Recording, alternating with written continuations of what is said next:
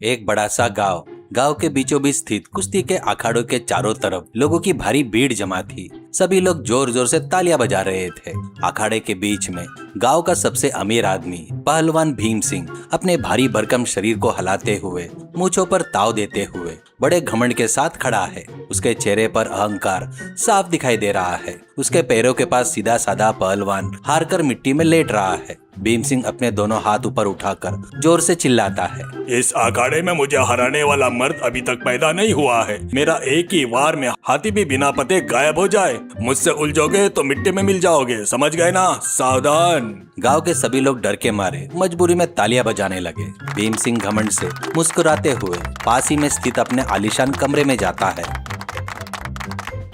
वहां पर उसका असिस्टेंट दुड्डू कुर्सी पर बैठकर सेब खा रहा है।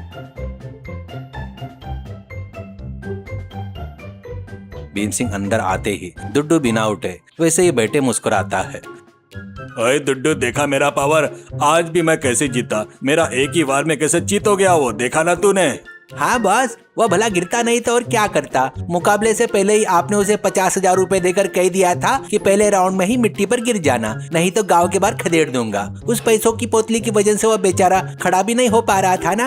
अरे अरे, मुंह बंद कर। भीम सिंह तुरंत दुड्डू का मुंह बंद करते हुए, ओए धीरे बोल। अगर यह बात गांव में किसी को पता चल गई तो मेरी इज्जत मिट्टी में मिल जाएगी। अगर किसी को पता चला कि मैं पैसे देकर मैच फिक्स करता हूँ तो लोग मुझे जीने नहीं देंगे। मुझे पता है बॉस, इसलिए तो मैं राज मेरे मुंह में दफन करने के लिए आपसे हर महीने 5,000 रुपए लेता हूँ। लेकिन इस बार रेट बढ़ जाएगा, मुझे 10,000 चाहिए। दोगे या पूरे गांव को माइक लगाकर सब कुछ बता दूं?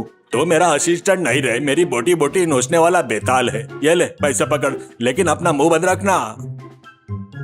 भीम सिंह के पास भले ही गांव के सभी लोग को हराने की ताकत थी, लेकिन खुद से ताकतवर इंसान के आने पर पैसे देकर हार मानने को कहने वाली उसकी ये धोखेबाज फितरत थी। उसके अलावा उसकी एक बहुत ही भयानक कमजोरी थी और वो थी कॉकरोच तिलचट्टा। अगर एक छोटा सा कॉकरोच भी दिख जाए तो यह 100 किलो का पहलवान कुर्सी पर कूदने लगता। यह राज सिर्फ दुड्डू को ही पता था। इसी गांव में भीम सिंह की बहन चमेली रहती। वो बहुत ही सुंदर और बुद्धिमान थी। वह गांव के कॉलेज में डिग्री फाइनल की पढ़ाई कर रही थी। उसकी खूबसूरती देखकर कॉलेज में कई लड़के उसके पीछे पड़ते, लेकिन चमेली सिर्फ अपने क्लासमेट विकास से प्यार करती। विकास एक गरीब किसान का बेटा और बहुत बुद्धिमान है। वह भविष्य में आईएएस ऑफिसर बनना चाहता है, इसलिए वह दिन रात किताबें में डूबा रहता।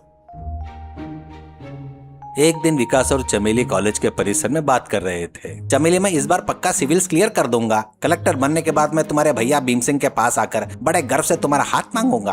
तब तक हमारे लिए इस प्यार की बात को छुपाकर रखना ही बेहतर है। विकास, मेरे भैया बहुत घमंडी है, ऊपर से बहुत गुस्सैल है। अगर उन्हें पता चला तो वह तुमसे कुश्ती के अखाड़े में पटक पटक कर तुम्हारा कीमा बना देंगे। मुझे बहुत डर लग रहा है। एक दिन सुबह भीम सिंह अपने घर में बैठकर चमेली से बात कर रहा है। उसके हाथ में एक फोटो है। चमेली, मैं एक पास के गांव से एक बड़े जमींदार के बेटे का रिश्ता लाया हूँ। वो भी मेरी तरह हट्टा कट्टा बलवान है। यह रही उसकी फोटो। मैंने तुम्हारी शादी उससे पक्की कर दी है। अगले ही हफ्ते मुहूर्त है। नहीं भैया, मैं उससे शादी नहीं करूंगी। मैं हमारे कॉलेज में पढ़ने वाले विकास से प्यार करती हूँ और उसी से शादी करूंगी। क्या एक गरीब किसान का बेटा, उसकी इतनी हिम्मत कि वह मेरी बहन से शादी करेगा? उसकी इतनी मजाल। ओए दुड्डू, अभी जाओ और उस विकास को घसीटते हुए यहाँ लेकर आ। कुछ ही देर में दुड्डू विकास को भीम सिंह के घर ले आया। भीम सिंह विकास की तरफ देखकर मुस्कुराते हुए चाल चलता है। भीम सिंह मनी मन हंसता है, क्योंकि विकास दुबला पतला है और वो खुद एक बहुत बड़ा पहलवान है। उसे लगता है कि विकास को पैसे देने की भी जरूरत नहीं, एक ही बार में उसका काम तमाम किया जा सकता है। ओए विकास, सुना है कि तू मेरी बहन से प्यार करते हो? ठीक है, मैं बड़े दिल के साथ मान जाता हूँ, लेकिन मेरी एक छोटी सी शर्त है। आने वाले रविवार को गांव में कुश्ती का मुकाबला होगा। उस मुकाबले में तुम्हें अखाड़े में मेरे सामने उतरना होगा। अगर तुम मुझे कुश्ती में हरा दिया तो मैं अपनी बहन का हाथ तुम्हारे हाथ में देकर बड़े धूमधाम से तुम्हारी शादी करूंगा। और अगर तुम हार गए तो मेरी बहन को भूलकर इस गांव से दुम दबाकर भागना होगा। क्या कहते हो? नहीं विकास, भैया के साथ कुश्ती मत लड़ो, वो तुम्हें जान से मार देंगे। मत मानो उनकी बात। चमेली, मेरे पास और कोई रास्ता नहीं है। तुम्हारे प्यार के लिए मैं कुछ भी करने को तैयार हूँ। भीम सिंह पहलवान, मुझे तुम्हारी शर्त मंजूर है। रविवार को अखाड़े में फैसला होगा। विकास के वहाँ से चले जाने के बाद दुड्डू को विकास पर बहुत तरस आता है। वो उसके पास आता है। उसे पता है कि विकास एक अच्छा लड़का है और ISI की पढ़ाई कर रहा है, इसलिए दुड्डू रात के समय छिपते छिपाते विकास के घर जाता है। दुड्डू, तुम यहाँ क्यों आए हो? तुम्हारे बॉस ने मुझे अभी पीटने के लिए भेजा है क्या? और विकास, अपनी बुद्धिमान सिर्फ किताबों में मत दिखाओ, थोड़ी अखाड़े में भी इस्तेमाल करो। तुम 100 किलो के भीम सिंह को सीधे सीधे टक्कर देकर नहीं हरा सकते, लेकिन उसकी एक बहुत बड़ी कमजोरी है। क्या है वो कमजोरी? वो किस चीज से डरता है? चिलचट्टा यानी कॉकरोच। हाँ, उस पहाड़ जैसे दिखने वाले इंसान को कॉकरोच से इतना डर लगता है कि उसकी जान निकल जाती है। एक छोटा सा कॉकरोच भी दिख जाए तो कुश्ती उस्ती भूलकर दुम दबाकर भाग जाएगा। इस रविवार के मैच में तुम्हें उसी का फायदा उठाकर उसे हराना होगा। विकास अपनी आंखें बड़ी करते हुए, कॉकरोच? लेकिन कुश्ती के मैदान में मैं कॉकरोच का इस्तेमाल कैसे करूंगा दुड्डू? अब वो आइडिया तो तुम्हें ही सोचना पड़ेगा भाई। तुम ISI की पढ़ाई कर रहे हो ना, इतना तो सोच ही सकते हो। मैं तुम्हें इस मैच फिक्सिंग की मदद के लिए कोई 10 पैकेट नहीं मांग रहा हूँ ना। बस मैं यही चाहता हूँ कि तुम्हारी लव स्टोरी सक्सेसफुल हो जाए। ऑल द बेस्ट, संभल कर। विकास कुछ देर सोचता है और उसके दिमाग में एक बेहतरीन प्लान आ जाता है।